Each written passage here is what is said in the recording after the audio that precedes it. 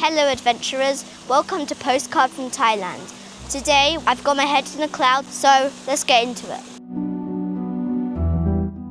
Here we are, completely enveloped in a mist, so thick you can barely see your hand in front of your face. This isn't ordinary fog, we're standing inside a cloud, high above the world. This is the Doi Tung Royal Villa, a magical retreat high in the mountains that appears and disappears around us like a palace from a fairy tale. It also tells us something amazing about this fascinating country.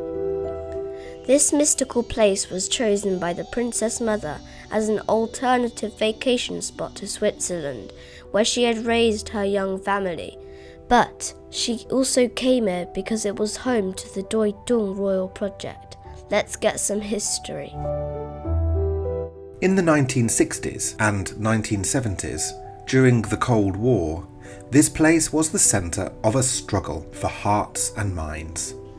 Up here in these remote mountains, many communities were growing poppies, serving an international trade in opium. The region also bordered onto areas where communist insurgencies raged, and some of that conflict was spilling into Thailand. So the palace, with help from the government, started to create royal development projects, both to secure control over these regions and to engage local communities. Over time, these projects promoted new crops that could only be grown in the more temperate climate of the north. At the same time, the royal projects served a powerful public relations campaign that reinforced existing ideas about the location of Thai royalty. You see, in the traditional Thai Buddhist understanding of the cosmos, the higher you climb towards the heavens, the closer you get to enlightenment and wisdom. In this vision of the world, retold in traditional texts, royals serve as divine beings who dwell in the celestial heights. From there, they channel heavenly knowledge down to help the earthly realm below.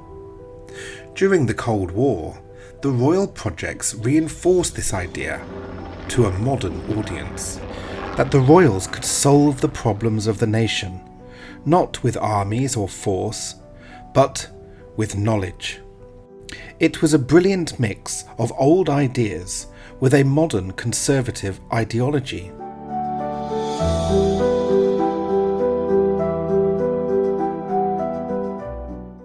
Knowing all this really brings this place to life, especially when walking through the gardens just below the villa.